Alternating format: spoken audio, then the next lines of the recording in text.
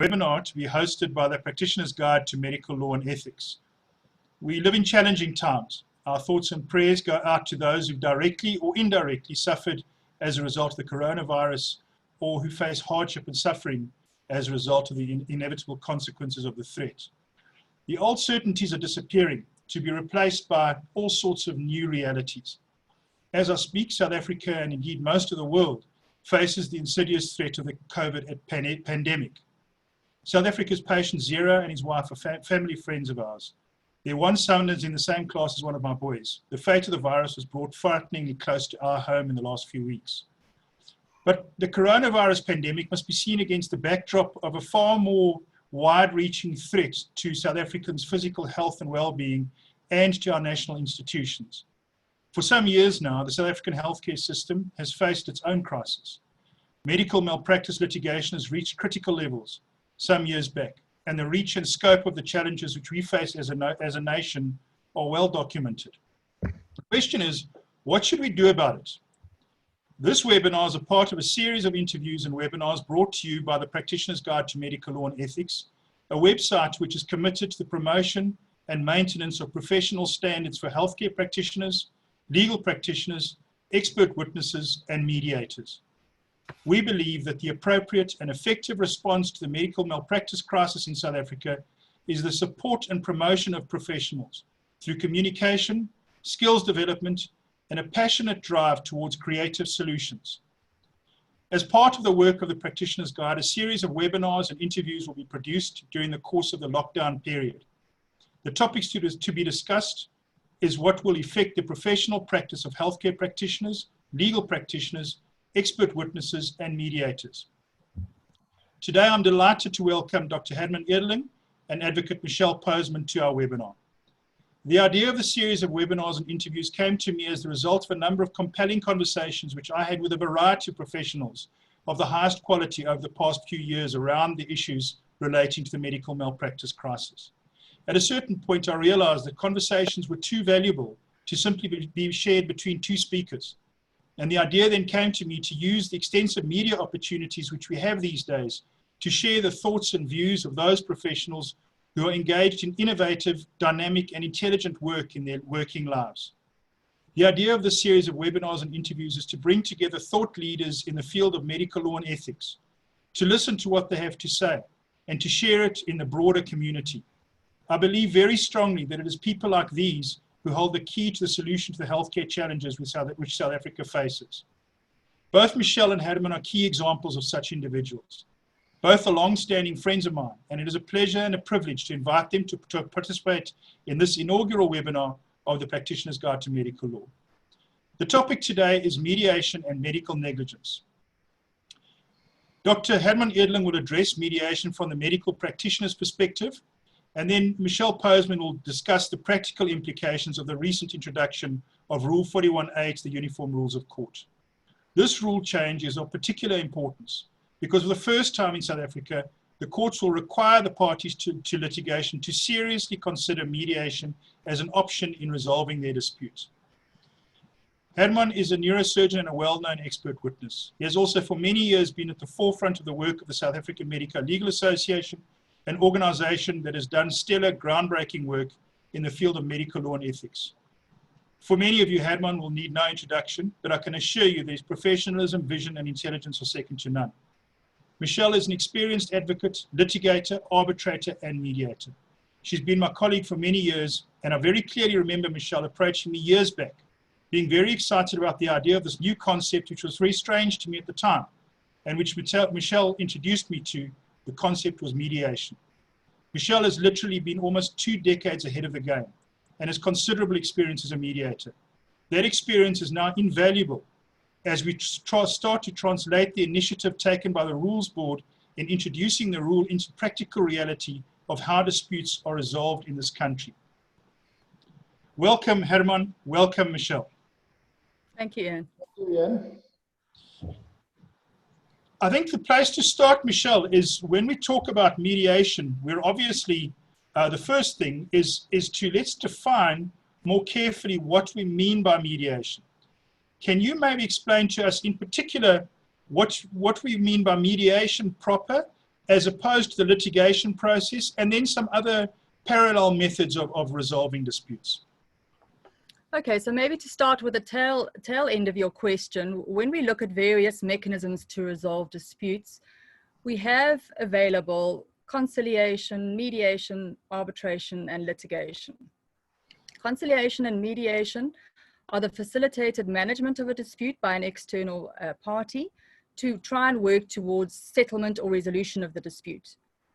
Arbitration and litigation are in a completely different paradigm where you have an adjudicator imposing an outcome of the parties. So mediation is a process where parties convene with a mediator and engage in confidential discussions with the aim of finding a mutually acceptable outcome. So Michelle, so we see that from that, mediation fits in with litigation as I sort of tend to think of it as like a parallel stream, in the sense that it's an alternative to litigation. You have mediation. I know that you'll talk about, we mustn't think about alternatives to litigation, but what I mean is it's a different option. Before I get into trouble with you, Michelle, but it's a different option.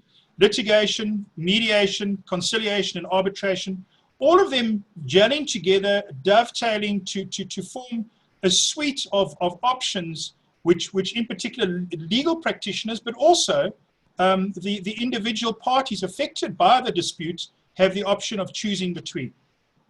Correct, Ian. And as you know, I don't like the word alternative. I like them to be seen as complementary processes that should be integrated into one system. So, right.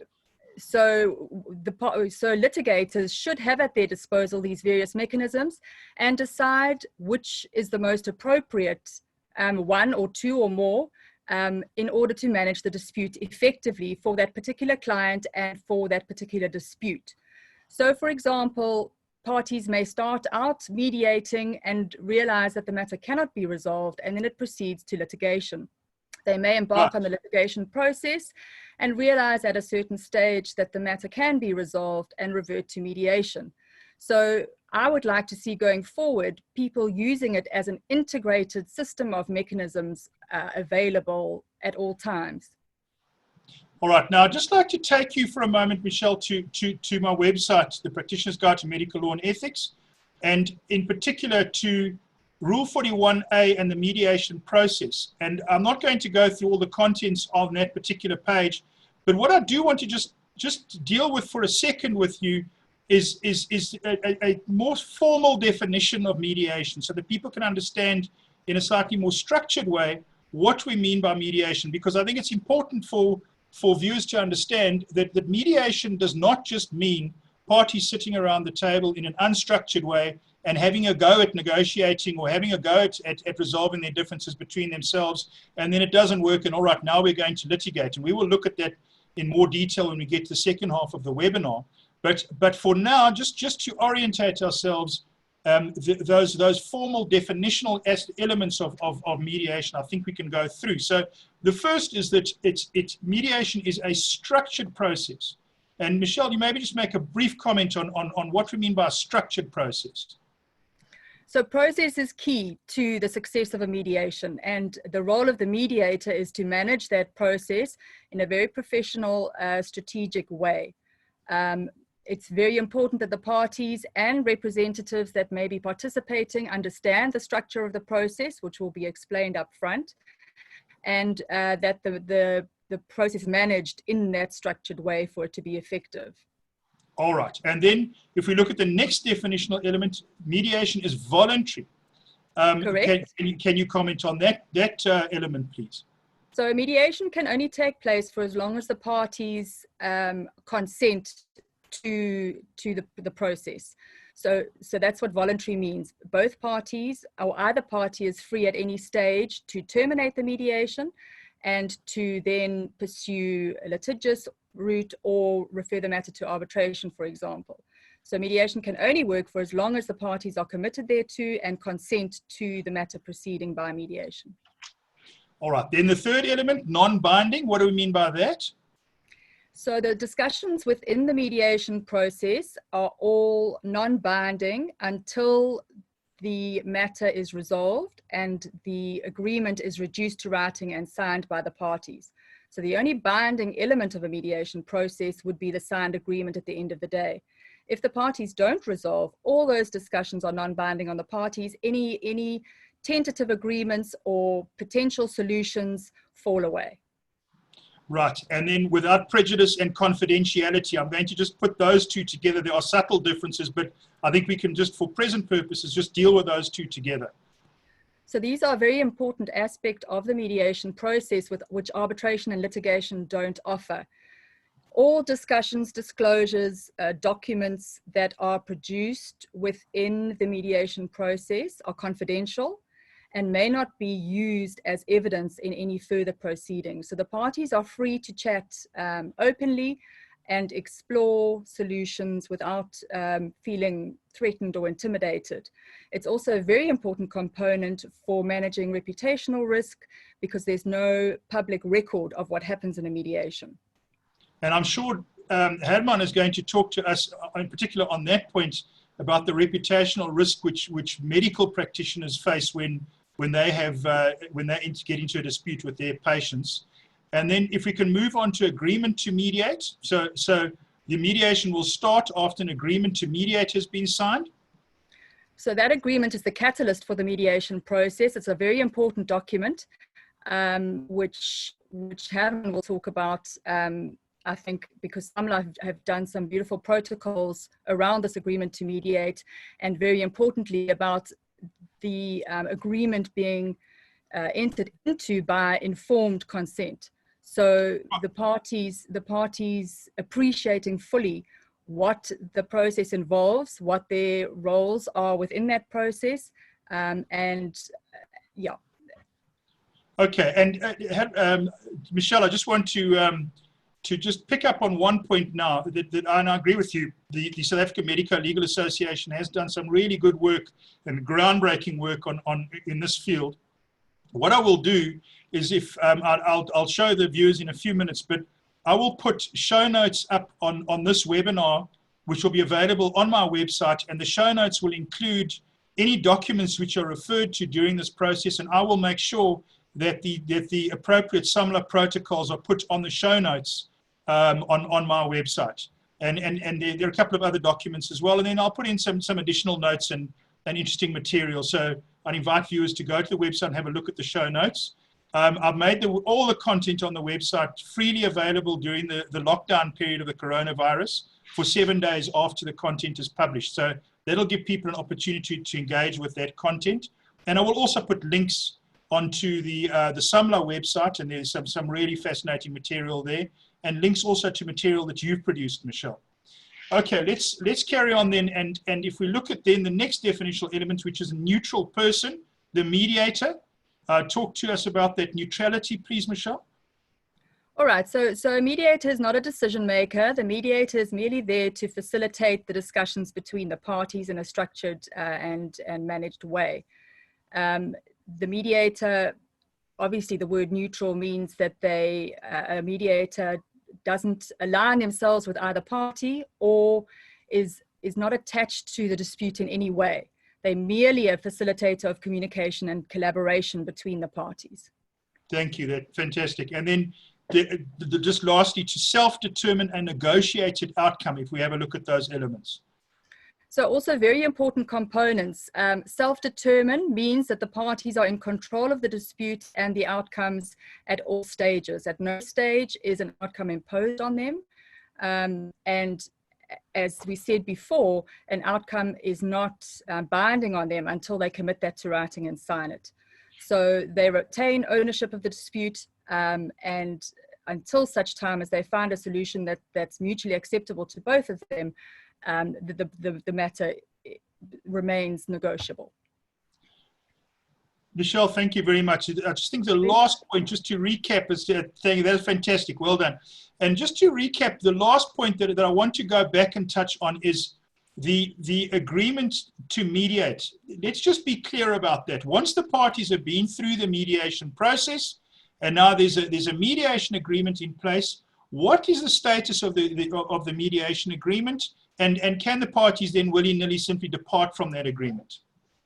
Not at all. So by committing to the mediation agreement, they're committing to participate fully in the mediation process.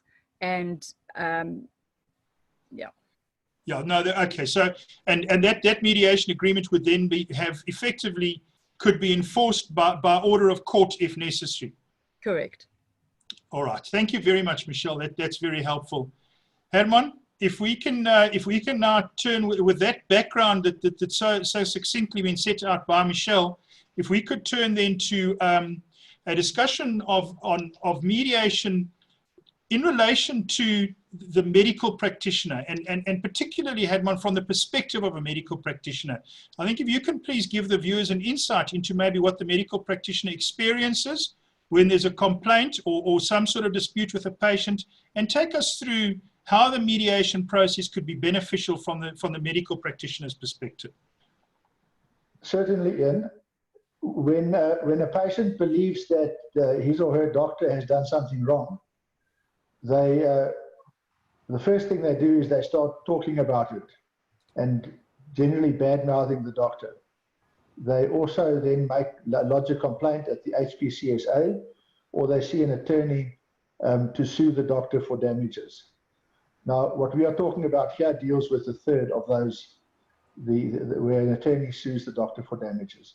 Right. And those proceedings that are instituted are then in litigation. Now, what happens is that the doctor receives a letter which informs him that the attorney's client, who used to be the doctor's patient, or he may still think is his patient, is accusing him of something terrible.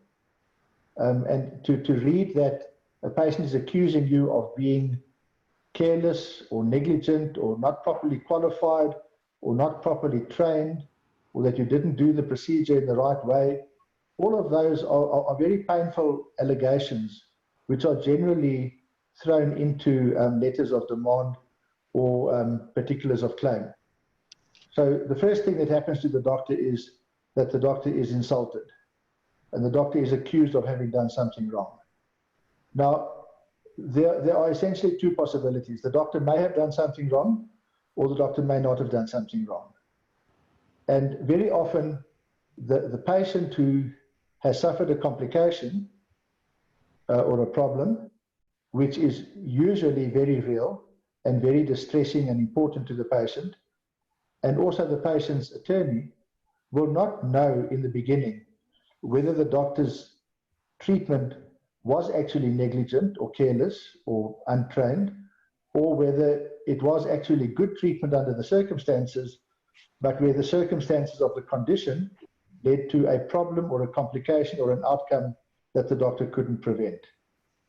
Now, that is very important information to determine whether the complication is a naturally occurring consequence of the medical condition or of the treatment, or whether it is due to an error that the doctor made.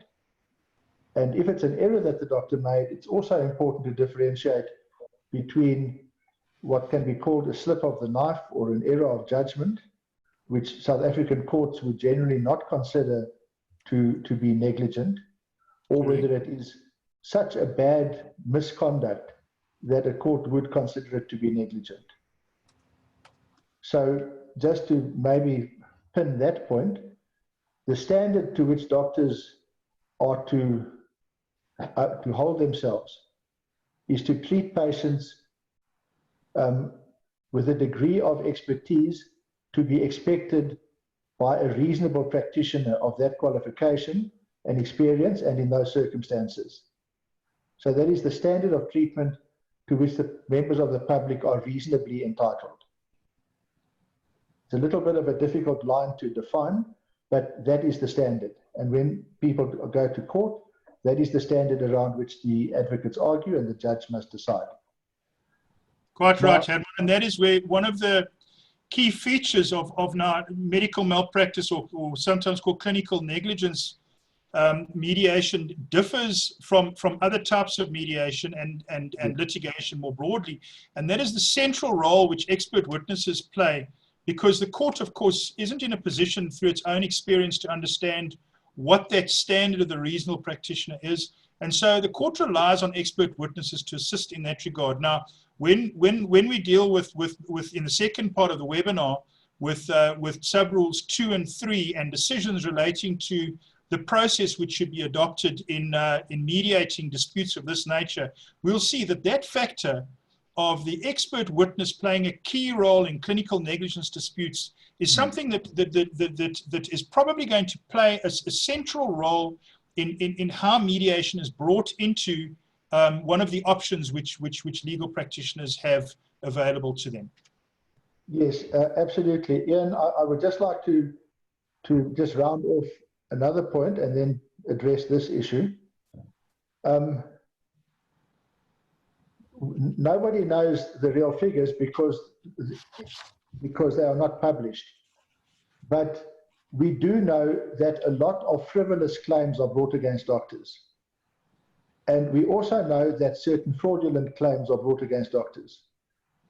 And also that claims are brought against doctors which are legitimate from the point of view of the complaining patient and maybe even from the complaining attorney, but because they don't have the professional knowledge, are found not to be a natural complication and not due to negligence.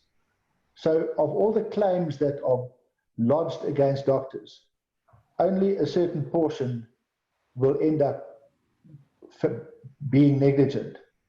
So let us just say, for argument's sake, that 20% of claims actually are found to be negligent. It might be 10%, it might be 30%, I don't know, but just say 20%. That means 80% of doctors go through all the pain of being accused and insulted and criticized, and they go through all the distraction and the emotional pain and huge expense to deal with claims that turn out at the end of the day to have been either frivolous or poorly informed or fraudulent. There's no protection of doctors against that. So even if a claim is frivolous or fraudulent or poorly informed, the doctor still has to defend himself against that, still has to deal with it. And one of the big problems about litigation is the moment somebody sues you, you're not allowed to talk to them. Because Exactly. Your attorney will tell you and your insurer will tell you, if you talk to them, you're going to mess up the case. Now, this person used to be your patient. You used to talk to one another. You had a relationship. Now, suddenly this person has accused you, but you're not allowed to talk. It may very well be that when the doctor sees that summons and particulars of claim arriving, the doctor knows, if I can only explain this, the claim will go away. But he's not allowed to, because if he does, that will jeopardize his professional indemnity insurance. And Herman, if I can just come in there, in my experience, the converse is also true. So what sometimes happens is that a plaintiff in litigation will have access to information which, if the doctor or the doctor's insurers were aware of that information, they would then settle the claim early. And then what happens in litigation is you start playing poker, so you hold your cards close to your chest, and that you produce that information when the witness is literally in the witness box, because that's sometimes the most effective way in the strategy of chess game of litigation, if you like. But in the meanwhile, the doctor goes through this process for considerable time. Now mediation, and Michelle talks very eloquently about this in an interview which I did with her recently, but mediation has its own strategy and its own chess game. But what is important about the process of mediation is that it allows the parties to engage early and then to decide on the appropriate time to reveal that type of information, whichever party it's coming from. Absolutely, Ian. Look, to put it in stark contrast, the essential purpose of litigation is to win a fight. So the whole process of litigation is a fight. There are two teams and they are there to battle. And one is going to win and the other one's going to lose. Mediation is, the approach and the focus is completely different. It doesn't seek a winner and a loser. It seeks resolution of the problem. Now, if you go outside of the realm of this type of conflict resolution, if you go just simply to the realm of problem solving in any avenue of human life or work, any problem that you have, the essential way to solve a problem is first of all to gather as much information as you can about the problem. So there's an investigation into what exactly is the problem. When you have enough facts and when you understand the problem well enough, the solution obviously becomes self-evident.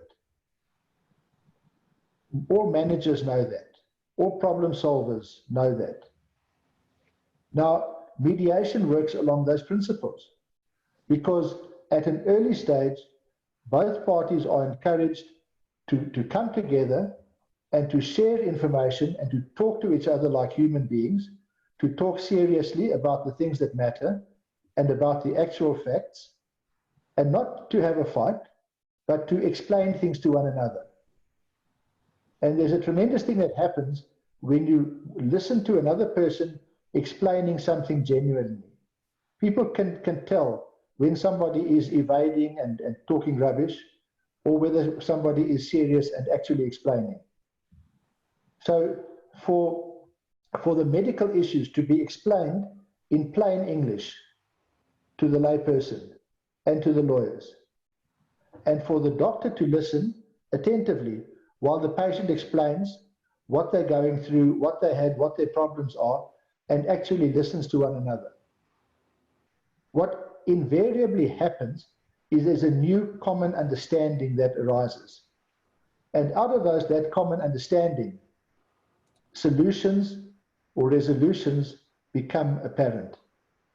And as you said earlier, Michelle said this very clearly, the mediator does not impose a solution. The parties find their own solution. The real only thing the mediator does is to provide a safe environment where people can talk to each other freely and can share information freely and where there's no risk.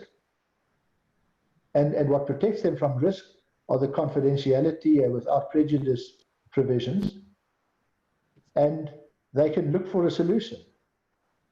And human beings can find solutions. But when there's emotion and there's aggravation and there's insult, then people become defensive and then they don't find solutions. Now, Herman, I just want to they do.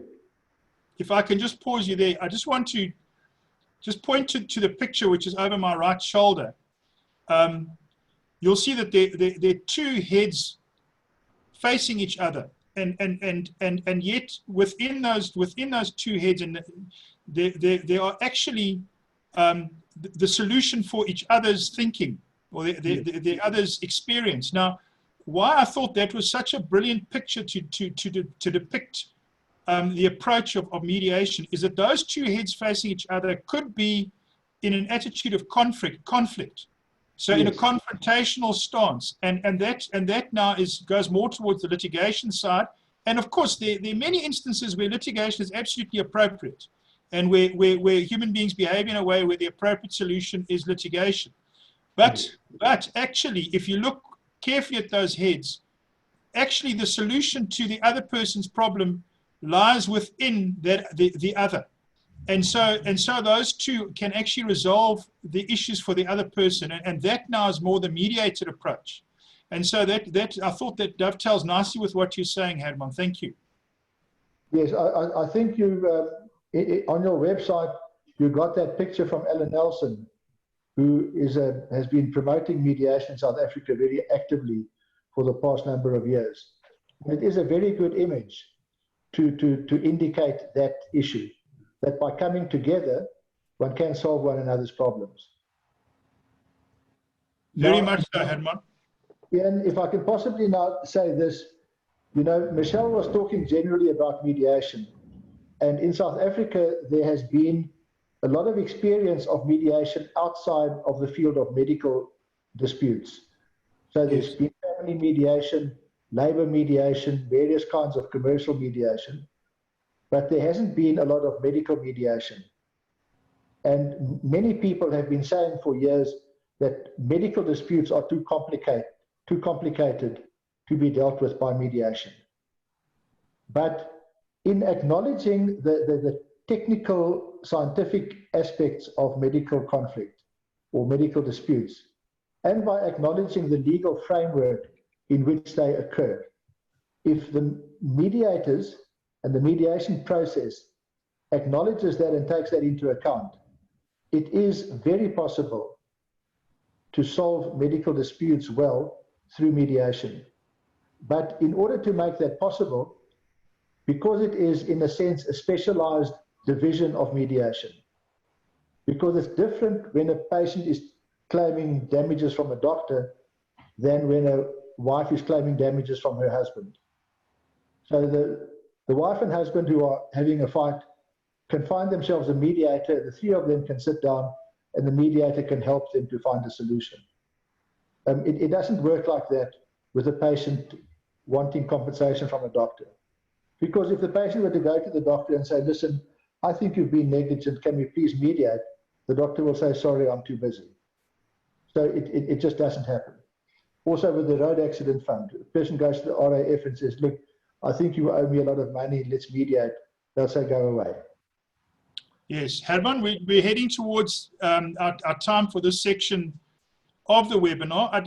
I just think I'm going to ask you for your concluding thoughts, just to summarize the perspective of mediation from the medical practitioner's perspective. Okay, so I've made the point that mediation of medical disputes is a specialized field and there are special elements to the procedures. All of those procedures are spelled out clearly in the SOMLA guidelines and protocol to medical mediation. From the point of view of the doctor who is accused of having done something wrong, there are tremendous benefits in having the dispute resolved through mediation. Even in the worst scenario where the doctor was actually negligent and where the doctor or his insurance company does have to end up paying even considerable compensation. First of all, there's a huge saving in costs, particularly legal costs. Secondly, it can happen far more quickly. So instead of spending 5 or 6 or 7 years with a sword of Damocles hanging over your head and interfering with your sleep and the conduct of your practice, having a dispute resolved through mediation can bring it to a conclusion much faster, within months. The third thing is that because the doctor is encouraged and allowed to talk to the patient, by actually explaining what happened, the anger of the patient generally goes away. And the patient starts seeing the doctor as a human being and as a caring practitioner, and not just as a monster or an enemy. So by restoring the relationship, that does a tremendous amount of good in terms of restoring the respect and dignity of the doctor, and also taking away from the patient the compulsion to tell friends and family and whoever wants to listen what a terrible person that doctor is. And fourthly, it doesn't get into the press. So from the doctor's point of view, it's much quicker, it's much cheaper, it's more satisfying in terms of the doctor's own psychological makeup, because he can actually talk safely to the patient and come to a conclusion. And in many mediations that we have done, we have seen people at the end of the mediation get up, smile and hug one another. I've never seen that happen once a judgment is delivered. No, Herman, I mean, I must say that I completely echo that from the litigation perspective. Herman, I think people can start to understand now why I felt it was necessary to have these conversations publicly available, because I want to thank you very much indeed for your input. I think that is a fascinating summary, and if I might say, it gives us a proper insight from the medical practitioner's perspective, exactly what they face. And I think you've set out very nicely indeed what mediation holds for medical practitioners. And you know, they're such an important part of our society, and those professions are under threat. And we need to find ways as a society to support our medical practitioners, and to find more constructive ways to resolve the challenges that they face. Let them focus on what they do best, which is healing, and where there is an error, let us maximize the opportunities to try to get medical practitioners back into that frame of mind and back practicing as they should, and not get snarled up in this litigation that lasts for 8 years or 10 years and destroys their whole practice. Herman, thank you very much. I just want to ask you this, Ian. We do have a question on email from Dr. Paul Dahlmeyer. Would this be a good time to deal with that? If you could take us through that, Herman, I know you've got the questions, and I'm quite happy. Please take the question, the answer, and I'll contribute, and Michelle, of course, can contribute as we want to. Okay, so I'd like to thank Paul. Paul Dahlmeyer is a well-known gynecologist in the Cape, and he's a well-known friend of Samla, and has been involved in dealing with the crisis of the medical negligence crisis in the country. So, Paul, thank you. Your first question reads, poor understanding of the concept of mediation as a dispute resolution tool by both the medical and legal professions. Now, that is certainly true.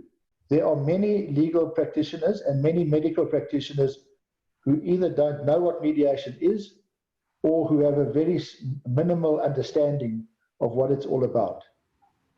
And the resistance to mediation largely, almost exclusively, comes from people who don't really understand what mediation is.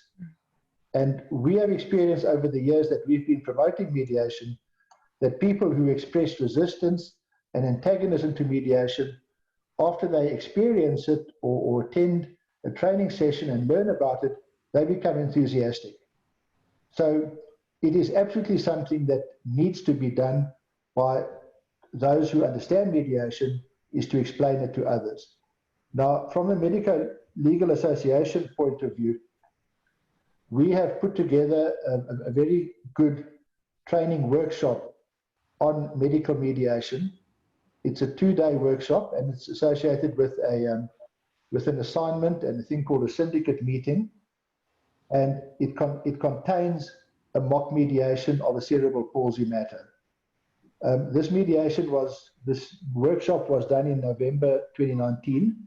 The whole workshop is now available online, and anybody who's interested in learning a bit more about mediation can register for that workshop, study it online, do the assignment, and in the process will earn CPD points and a certificate of completion from UCT. But it's a very good way of learning about mediation. Thank you. In the South African Medical Association, we have a mediation interest group, and we have a register of medical mediators. So to join that interest group, you can then be part of the CMME, that's Continued Medical Mediation Education Workshops, that are organized by Dr. Trevor Frankish and his committee on a regular basis. You can attend meetings of that group and learn about what's going on in medical mediation. You can also become a registered medical mediator by jumping through certain hoops, and that's all explained on the Medical Society website. So those are the things that I would recommend that exist online, but otherwise it's really just word of mouth. Of course, a lot more people will become familiar with it once lawyers have to start complying with Rule 41A, and I think that's what you and Michelle are going to be talking about. No, exactly. And Herman, if I can just endorse the work of SAMLA, the South African Medical Legal Association, and all of those options which you set out are all well worth the time and the effort and the money. And it's so important that we stay abreast of developments in whatever particular field we're practicing in, because this is a fast moving and fast developing area of medical law and ethics. And we'll see now when we talk to Michelle, how right as we speak, we're starting to now break ground in a completely new way as to how disputes are resolved in South Africa, and that namely through having to consider the mediation process. And I think locked within that Rule 41A are some very powerful provisions that I think once the courts get their teeth into Rule 41A, this option of mediation is going to be something that any litigating legal representative is going to have to pay serious attention to, and it will give parties a wide range of options. Michelle, let's turn to you now. Thank you very much, Herman. Michelle, let's look at against the backdrop that you sketched earlier. You could maybe give us an introduction into the provisions of Rule 41A, and in particular, how, just in general terms, without looking at the details yet, but just give us an understanding of the sort of impact which Rule 41A will make insofar as the traditional way of resolving disputes, in other words, the litigation model is concerned, and now with the introduction of this other option, which is mediation. Thank you, Ian. So what Rule 41A does is introduce mediation potentially as a preliminary step to litigation. So Rule 41A2 specifically says that in every new process instituted in the High Court, the party instituting that action needs to, or application needs to consider using the process of mediation and needs to indicate in a notice whether they agree to or oppose the process of mediation. Right. So what does that mean, Michelle? So when are the courts saying that every single matter must be mediated? No, the courts haven't gone that far. They've said in every new matter and any existing matter where subsequent pleadings are filed, the parties need to consider mediation as a process. So right. It doesn't go so far as to make it mandatory, but it does say that they're obliged to consider it. Right. Okay. So that's the important part is that the parties now must consider the option of mediation. That's really where the courts are at the moment, and we'll have a look at what exactly they mean and how much consideration needs to be given in due course. On screen, we've got sub-rule 2 now. I was just struggling a bit with the technology there for a second, but I've got on top of it, and we're ready now to have a look at the details of sub-rule 2. And we're talking about learning new skills. We're having to learn new technology skills as well. So, and some of us are quicker at picking that up than others. I'm beyond the 50-year mark now, so just give me time. I'll catch up. But anyway, let's have a look at that sub-rule 2, Michelle. 2A. I'm just going to read it, and then let's start dissecting it. In every new action or application proceeding, the plaintiff or applicant shall, together with the summons or combined summons or notice of motion, serve on each defendant or respondent a notice indicating whether such plaintiff or applicant agrees to or opposes referral of the dispute to mediation. Now, let's just start there with in every new action or application proceeding. I think they're quite technical words there from a legal point of view, the difference between action and application. But can you comment for us, please, on how widely the net is cast by those words being used? So those are the two methods that one can access the High Court, either by way of action or by application. So it pretty much casts the net comprehensively to all disputes other than urgent matters coming to the High Court. Right. Okay. So basically, it's covering whatever proceeding. If you want to go to the High Court, doesn't matter whether there's a dispute of fact or not, whether it's on papers or whether they're going to be witnesses. Every new proceeding, sub-rule 2 applies. And then if we carry on in that sub-rule, the plaintiff or applicant shall, and that word there is powerful because it doesn't say may, in other words, that you have an option. In other words, what follows now is going to be mandatory. You've got no option. You have to do this. And then just to continue, together with the summons or combined summons or notice of motion. So basically, when you start the proceedings, you must, and then we get to the next word, serve on each defendant or respondent a notice indicating whether such plaintiff or applicant agrees to or opposes referral of the dispute to mediation. And in a nutshell, if I can just try and distill that down to its essence and take the jargon out, what that sub-rule is telling us is that in every proceeding from now on in the High Court, in any High Court in this country, you start proceedings, you must give notice to the other side, and you must indicate right from the outset whether you agree to or oppose referral of the dispute to mediation. You can't avoid the point. You can't say, I don't know. You can't say, you can't not do it. You have to say, we either agree or we oppose referral of the dispute to mediation. and that is mandatory. So it applies to every single matter. Were you in agreement with that reading, Michelle? Absolutely, Ian. Okay. And so just to amplify or to develop that a little bit, so that places on a duty on legal practitioners to fully understand this mechanism and how it can assist their clients, because what is envisaged is a preliminary discussion with the client about the process of mediation and the opportunities it offers to the client, and an informed decision taken between representative and client on whether to utilize the process or not. And so this kind of feeds into Paul's question and Herman's answer about professionals going forward having to grapple with this concept of mediation and fully understand it. Now, so Michelle, let's get really practical and down to nuts and bolts about this. Now, I'm a legal practitioner. Typically, you'll be an attorney, and you receive an instruction in a medical negligence matter. So there's let's say you're acting for the plaintiff, and now your instruction is that you want to sue a medical practitioner. What is that legal practitioner's duty in terms of sub-rule 2? And I would like you, just in answering this question, to tie it to the point that you've just made about understanding what mediation is properly. So the duty on the legal practitioner would be to have a discussion with the client about this new rule, about the fact that they need to consider mediation before they can institute a summons and proceed into the High Court. And that conversation would have to be a meaningful one. So the practitioner would need to understand not only the process of mediation, but the implications of choosing the option to oppose engaging with the process. Now, Michelle, I will put up on the website, but you and I discussed earlier today, it's something actually was quite phenomenal.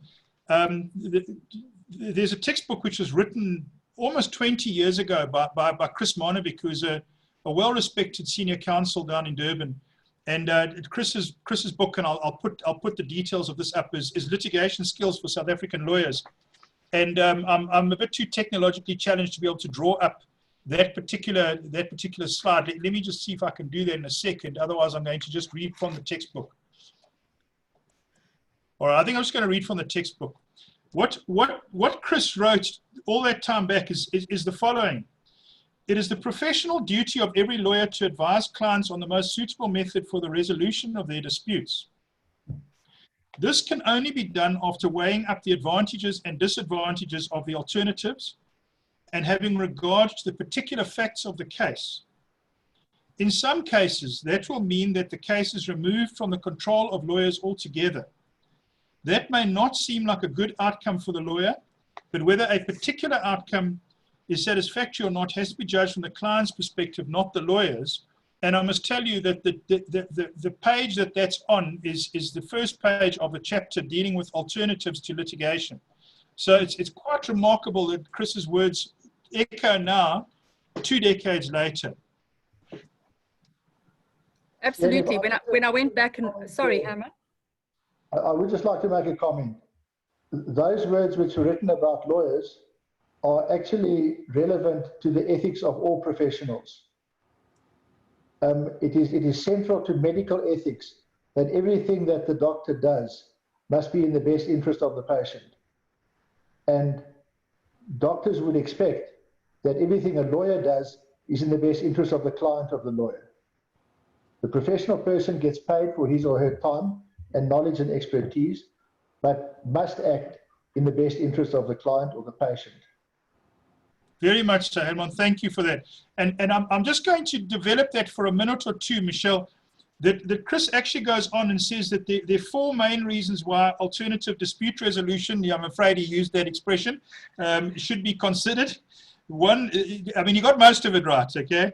One, the majority of clients prefer not to go to court. And I'm just giving you the succinct summary. I will put the full extract up on my website, but just for the purposes of today. Majority of clients prefer not to go to court. 2, the litigation process that does not always deliver a satisfactory result. partly for the reasons already mentioned.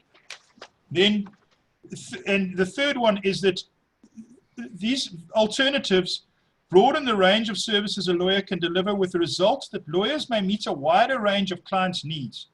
With the exception of a few cases, lawyers still participate in the resolution of the dispute, but in more innovative ways. In the process, a lawyer can play an important role in gaining access to justice for more people and thus improving the quality of justice.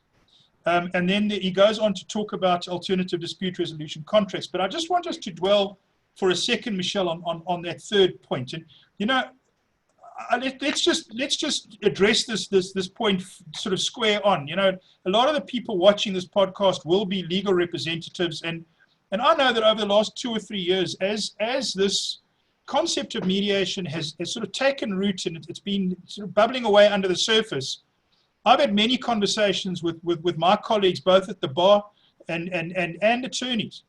And to be honest about it, there has been a certain resistance from the legal profession to mediation. And to my mind, that approach is misplaced, and it's misplaced for 2 reasons. The first reason, Chris has already set out. You know, we are professionals and we owe an obligation, first and foremost, an ethical duty to our clients to resolve disputes in the most expeditious way and in the interests of our clients. We are not here, despite what the public thinks, that we should not be here, to make money and to inflame disputes and try to feather our own nests accordingly. And that brings me to the second reason. The second reason is maybe a slightly more self-interested reason in a way, but actually the game is changing. And now we have Rule 41A, and the judges are going to develop that rule. And when we get to sort of pre-trial proceedings and directions hearings and the like, we can expect as legal representatives to be interrogated about how sincerely we have looked at the option of mediation. And it is therefore in our own interests, if we don't want to eventually be met with a situation where an irate judge makes an adverse cost order against us because we didn't properly consider mediation. That's the one thing we need to look into properly. And then there's maybe a sort of softer reason, which is that as a capable legal representative, what you want to do is to be able to present your clients with a full suite, a full range of options as to what best fits this case.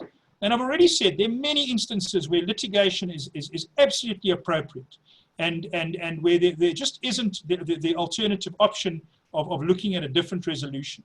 But the converse is also true. There are many instances where mediation is absolutely the way to go. And from the perspective of managing one's practice, one must remember that mediation is something where you can get in, the process is a lot quicker, it's a lot more efficient, and it's a lot more effective for a certain category of dispute. That doesn't mean there's not going to be big litigation cases, doesn't mean that there aren't matters that are right for litigation. But from my point of view, and my view on this is, it's those legal representatives that can adapt, that can look at this rule change, it can see how the landscape is changing, and then can take advantage of that changing landscape. Those are the ones that are going to benefit from the process and put themselves at the forefront. So those are my thoughts on that particular point. Michelle, I don't know if you want to contribute anything on that. So just to endorse what you're saying and to make the point that with the evolution of our legal system now to incorporate a multi-tiered model of mediation first, moving on to litigation if necessary, the legal practitioners are going to have to evolve as well and become multifaceted dispute managers. In other words, they're going to need to broaden the scope of their skills and be able to adapt to these different processes if they want to stay significant in these processes. Because as you say, those that adapt will embrace the opportunities that are available, and those that don't will probably be left behind. Michelle, I've just got to note that the signal has just dropped for a second, and I must tell you that I need to give you credit for that phrase, legal practitioners as dynamic, multifaceted dispute managers. And I actually want to say at this point that you've recently written an article. I've interviewed you on that article, and again, I'll make sure that the people can access that article via your LinkedIn page. But I also have been told that apparently that signal dropped for a second or two there. So maybe just recap that point for us, please, Michelle. I think it was such an important one. Thank you, Ian. So with the evolution of our legal system to incorporate mediation as a complementary mechanism alongside litigation, legal practitioners also need to evolve to acquire new skills if they need to, or develop existing skills and become what I call multifaceted dispute managers. In other words, the onus is now on legal practitioners to develop a range of skills to service clients quite adaptively in these different mechanisms, and to be able to switch hats and get involved in the mediation process and the mediation advocacy role, quite strategically assisting their clients to reach the best possible solutions, and then to switch to the litigation paradigm to be able to get the best outcome in that forum. So it's an exciting time, and I hope legal practitioners see this as an opportunity to evolve and grow and develop their practices. Right. And a small comment in relation to that, sure. Particularly in medical mediation, the major issues that are specific to medical mediation is that we recommend two mediators, one having a legal background and the other a medical background. We also very strongly recommend that both parties should have legal representation, and that appropriate use should be made, preferably of single independently appointed joint experts. Now, what that means is that there is professional employment in mediation for mediators and lawyers and expert witnesses. So absolutely, quite right. In two different ways. They can either become mediators and mediate other people's clients, or they can represent their own clients in a mediation, which I think for attorneys can be a very satisfying procedure. Very much so, Herman. And I just want to pick up on a comment that's been fed to me, and that is that Vera Srikasan says the following: legal practitioners must view mediation as an ancillary process to litigation. I think that's absolutely spot on, and that ties in exactly with what you've been saying, Michelle. And then I really like the next comment. If there is resolution in mediation, everyone has done their job well, and clients understand their responsibility is carrying out the agreement. So I think that's absolutely the right approach, and that's the approach that practitioners should adopt. Michelle, I just want to move on from this point, and let's sort of dig down a little bit into the rules, the sub rules themselves, and in particular, I'd like to ask you. So we now have sub rule 2, which sets up a dynamic in terms of which the parties, the legal representative on behalf of the parties, will decide whether the matter should be mediated or not. Now, the next thing is, so what the question sort of follows to me is this: if you decide not to mediate, what are the implications as far as that matter is concerned going forward? So the consequences of failing will be in the hands of the court, and we'll have to see how that all develops. But what I anticipate is that there may well be adverse cost orders, and so the one sword that the court can wield is the adverse cost order. The court also has available sub rule 3, which says that if parties don't agree to mediate up front before the litigation is commenced, at any time before judgment, the parties can either agree to mediate, or the court can direct that they consider the position again. Yeah, okay. So, sorry, I've got, again, give me a second, Michelle. Let me just see if I can get that up here. So while you're doing that, Ian, yeah. So the consequences from the court's perspective, but I think for the parties, choosing not to mediate initially, or at least have a pre-mediation meeting, loses you that opportunity to engage with the other side at a very early stage, to maybe jointly decide how best to manage the dispute going forward. No, very much so. And I think that, you know, what happens when you have these dynamics of sort of litigation, and we've touched on this before, and I know that in discussions with with senior attorneys, they're starting to grapple with this concept of mediation. One of the comments that's been made to me is that, you know, one advantage of mediation, and we're seeing it now from the hardcore sort of litigator's perspective, that one of the advantages of mediation is that there's certain cases where you actually want to know what the other side has got. And I know, you know, that happens all the time. There's a match at the moment where I've got cards that I can play, and I actually know that if my opponent doesn't ask me for that at any stage, I can hold it back. And the later in the process we go, and then play that card when we get to that stage in the chess game, the more effective it is for my side. But having said that, if we were to go into a mediation type of setting, there's no question that I would let the other side at an appropriate time know what we've got, and that we've got some ammunition here. And the reason I would do that is because at the right time, you could quite possibly push the other side into an early settlement for your client. You've done well. You can go to your client. You know, you've come out of the negotiation, having negotiated from a strong perspective. Your matter's nice and neatly dealt with. You get in, you get out. There's not this messy 8-year-long process jumping through hoops. Then you've actually done a great service for your client. Michelle, the next thing is that can I just talk to you then about if that's if you decide to not to mediate. Now, what are your thoughts on when the parties, if they decide to mediate, just take us through what the expected process there would be. So the ideal process is for then the parties to get in touch with one another and appoint a mediator and convene a pre-mediation meeting. So the purpose of that preliminary meeting would be for the parties to meet each other and the mediator to explain the mediation process and make sure the parties understand. Right. Maybe get a preliminary idea of what the dispute is about.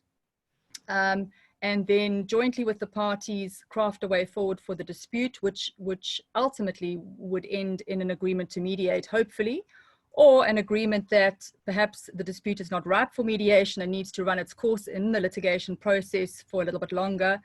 But so I would like to see that the considering of mediation as a first step takes the form of a pre-mediation meeting where the parties get together with the mediator and discuss the way forward. I would just like to confirm and support that, Ian. Yeah. In the approach that the SAMLA pilot projects have taken, and the approach that is recommended in our guidelines and protocol, we insist on a pre-mediation meeting. And in all the mediations we've done, we have found that pre-mediation meeting to be crucially important to a properly informed and adequately understood mediation. It is also in our mind so that any agreement to mediate is not a valid agreement until after a pre-mediation meeting has been had, because it's really only after the pre-mediation meeting that the parties can give properly informed consent to mediate. And I think that's very important, Hadmon. So to go back to the point that was raised earlier when we looked at Chris's work on this topic, you know, for the client needs to understand what their options are. So in other words, when you discuss a potential mediation, it seems to me, and it'll be very interesting to see how the courts develop this, Hadmon and Michelle, but it seems to me that it may very well be that the courts arrive at a point where they say to parties, have you participated in a pre-mediation agreement? Because if you haven't participated in a pre-mediation agreement, how do you know whether this matter should be mediated or not? How do you know whether the other side is willing to mediate? How do you know what the facts of the matter are? And also, how do we know that your clients have been properly informed about these alternatives? So as I say, that's going to be a fascinating area to watch and to see whether the judges become judicially proactive in this realm, because to my mind, here's a really potentially powerful weapon for the judiciary to use by steering our case law in a direction in which the parties are actually, when we look at sub-rule 2A, what has actually got to happen is the parties have got to go for a proper pre-mediation meeting before a properly appointed mediator who takes them through a careful explanation of the process, which we've discussed a bit today, and in so doing ensures the integrity of the process, because what the courts, I can imagine, will not like is the thought of parties just paying lip service to mediation, banging out a notice and getting on with litigation so that they can make money, clog up the court rolls, and then settle on the steps of court, when this matter could have been settled if it had properly mediated years before and without inconveniencing the courts, and let the courts do the work that they're supposed to do. In other words, resolve the disputes that are genuinely incapable of resolution by the parties. And we believe that attorneys in general will only be properly capable of complying with Rule 41A, in other words, providing reasons why they don't want to mediate or why they want to mediate, after they've attended a pre-mediation meeting. I completely endorse that, Herman. And in fact, I'd go further, and Michelle, I'd be very interested to hear your views on this as well. I don't see how an attorney or an advocate can properly advise their clients or properly consider and therefore comply with Rule 2A, Sub-Rule 2A, if they don't understand what a proper mediation is. In other words, if they think that a mediation is just people sitting around a table trying to negotiate a dispute, well, that's not a mediation. And if you don't know what a mediation is, how do you comply with Rule 2A? Because you must indicate whether you're willing to oppose referring the dispute to mediation. Now, you can't decide that in vacuum. Now, obviously, that depends on how the courts interpret the subsection, but to give real meaning to that subsection, I don't see that one can just not really know what you're doing and then just say we're not going to mediate this matter for different reasons, self-interested reasons possibly. Michelle, any comments on that one? So correct, Ian. I'm conscious of the time, but I think it's all been said between both you and Herman. Herman referred to two different kinds of practitioners, those that are ignorant and those that think they know. And I think the ones that think they know are probably the more problematic. So I think with the introduction of this rule since last month, there's now, as we said before, a professional duty on practitioners to become au fait with this process and understand it so that they can be effective in rolling out their duty to their clients. Michelle, just on the time, we're running a little over, but I think we've got one or two interesting points still to deal with. So let's run with it. The point that I really wanted to also get from you was this: is you'll see that in terms of Sub-Rule 3, which is still on the screen. Let's have a look at. We haven't touched on that yet, and that gives us a little bit more of an informed view of how dynamic this decision whether to mediate or not can be. So, Sub-Rule 3, notwithstanding the provisions of Sub-Rule 2, the parties may at any stage before judgment, So Sub-Rule 2 says right at the beginning of the litigation, you must indicate whether you're prepared to mediate or not. Mm-hmm. Now, Sub-Rule 3 says, but notwithstanding that at any stage before judgment, the parties can, to continue with the rule, agree to refer the dispute between them to mediation. And there's one proviso that provided that where the trial or opposed application is commenced, the parties shall obtain the leave of the court. And then let's just quickly look at B, just to be thorough about it. A judge or a case management judge referred to in Rule 37, capital A, or the court may at any stage before judgment direct the parties to consider referral of a dispute to mediation. And look at that, the judge may direct the parties, whereupon the parties may agree to refer the dispute to mediation. So again, you'll see that sub-rule, in my view, is very carefully crafted. Mm. The judge doesn't direct that the mediation must happen, because we saw that mediation must be voluntary.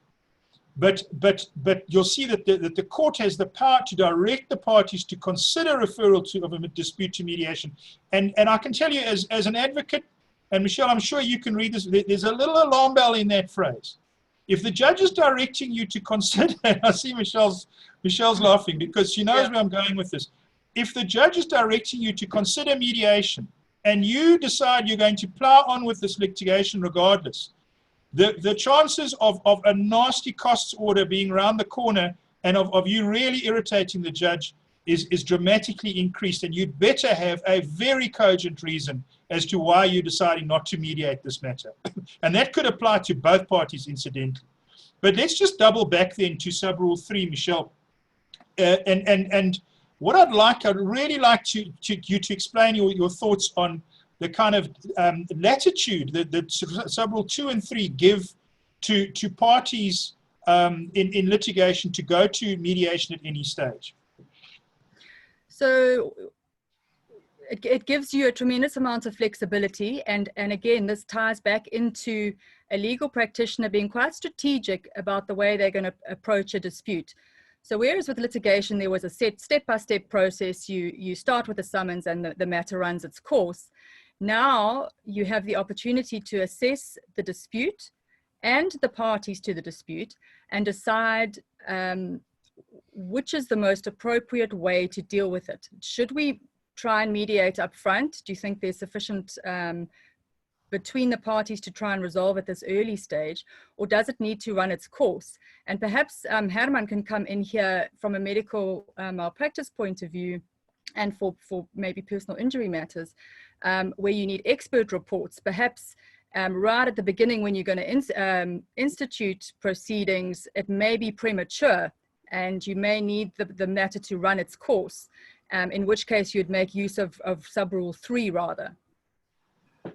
Yes, thank you, Michelle. Look, we believe that mediation can be introduced almost at any stage of the proceedings. But there's big differences depending on when it's introduced. So a matter that comes to mediation when it's trial ready is completely different to than a matter that comes to mediation early. So when it's trial ready, there will be all of the reports, all the discovery, everything will be there. It will have a certain character. But now there's nothing against any dispute coming to mediation at a very early stage. So let us say, for example, the doctor gets a summons, and then he goes to see his attorney and says to the attorney, listen, please speak to the other side. I would like to speak to the patient in the protective environment of mediation. So the defendant's attorney contacts the plaintiff's attorney, they set up a mediation. Now it's far too early to come to any final conclusion. But at that stage, they can have a conversation. And in that conversation, the doctor can explain to the patient can explain to the doctor, they can work out what is really in dispute, what issues actually need to be investigated. And through that process, they may determine, all right, the patient really thinks the doctor committed a negligent error. The doctor really doesn't believe he committed a negligent error. And then they can agree, well, we get an expert in this field of medicine to write a report and see what the expert thinks. Then we come back and talk again. So then they agree to appoint one expert. And they can also agree that that report is limited to issues of negligence and causation. So it's only limited to liability. Or it might be a situation where you need two. You need one discipline to determine the negligence and another discipline to determine causation, because that can also occur. So then you say, we're going to get these two reports. We're going to see what happens. We come back and talk again. And then after two reports or one report, they can actually in mediation settle liability. If they then find there's no liability, that ends the matter. If they then agree that there is a liability, and the doctor would have to agree that if the doctor's lawyers and insurance company is of the view that were this matter to go to court, the court would find against you. So it's in your best interest to concede liability and work out quantum. Then there can be a rational discussion about how to proceed in investigating quantum. So the whole quantum investigation also then proceeds by an agreement between the parties. We're going to appoint an occupational therapist, an orthopedic surgeon, an industrial psychologist, and an actuary. That should be enough to quantify this matter. So the mediation then, in a sense, fulfills part of the role of case management conferences, where the parties together, as human beings, try to find a solution, try to work out, first of all, what are the facts, what is the problem, and then when we've got that on the table, we'll come together and see if we can solve it. So the mediation might occur in 3 phases, but those 3 phases can all be completed within a year. or 2 years, which is much shorter and less time consuming than the normal litigation process. I'd like to give you a little example, Michelle. Dr. Henry Latham and I mediated a cerebral palsy matter in the Eastern Cape. And we had a pre-mediation meeting that took one morning in July 2018. In that, it was agreed what issues were in dispute, really, and what experts were needed to solve the matter. There was agreement about joint appointment. For those experts to write their reports took more than a year. But when the reports were in September 2019, we came together, and within 5 minutes, the matter was settled. Because the information in the independent reports, which were not written to fight or to win or to confuse, but were written in an explanatory way, satisfied everybody. Everybody was satisfied that the experts were independent and neutral and objective, and the matter was settled. So the actual mediation was 1 morning and 5 minutes. And Herman, I mean, I think that really just sums it all up, you know, and just to endorse what you're saying, Herman, on you know, again, my personal experience is that when you get a sort of a jointly appointed expert, what happens is that expert then it's as if that expert really does hold a brief for both sides and really does sort of look at it from in a more balanced way. Now, I'm not suggesting that experts don't do that, but of course we know that the reality is that when you instructed by one side, there can sometimes be a temptation to try and look at things from that perspective. But my experience has been that where you have a jointly appointed expert, it really facilitates the process. And the other reason is because if you're going to jointly appoint an expert, what happens is both parties obviously agree on the identity of the expert as well. Yes. And what happens then is that you get buy-in even before that expert produces a report. You know this is a credible person. It's somebody that you both have confidence in, otherwise you wouldn't agree on them in the first place. And when that report comes out, it's as if that expert is put in a little bit of an easier position to sort of balance the different views, and also importantly has insight into both camps and into what's being said from both sides, and then you get that independent expert report coming out, and that I've found in practice is very powerful, because whichever way that expert goes, it becomes very difficult for the other side to then start disagreeing with that, and that very often leads to resolution of disputes. Well, all right, I think sorry, please I have an expert witness. My practice is to investigate and write reports, and sometimes to go to court. Now, right. I know by being as honest and objective and neutral as I can be, somebody is going to argue with me. So having investigated and written my opinions, then I have to explain my opinions to make them bulletproof. That takes a lot of work and a lot of time. And with time, one learns what things are generally controversial, what things do other people generally like to argue about, and one focuses on those. But it's a completely different thing, writing a report where you first of all have to write your report and then basically deal with cross-examination in your report. So you make sure that whatever you get questioned about, the answer is already there in your report. Now, to be briefed by two sides in a joint letter of appointment, to say, Doctor, we respect your expertise. We would like you to provide an explanatory report to assist us to understand the following. And they tell you what the issues are in dispute. They tell you what the facts are. We want you to enlighten us. It's a completely different thing. It's much easier and it's much less stressful for the expert. Well, that's very interesting to hear, Herman, because that is the impression that I've got, and it obviously makes sense, but very interesting to hear that from the expert's perspective. All right, I think we're out of time. We've dealt with some really interesting concepts. All of this is, of course, now sort of we're breaking new ground on all of this that we've discussed, and we will have to see very important to see what leadership the judiciary gives us in respect to the way that Rule 41A is implemented.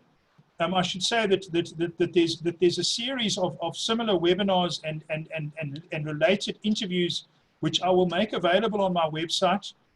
We've focused consciously today on rules 41A sub-rules 2 and 3, and we'd like to unpack the other sub-rules over the coming days and weeks. As I say, during this lockdown period, we're going to be producing a fair amount of content on this and related subjects.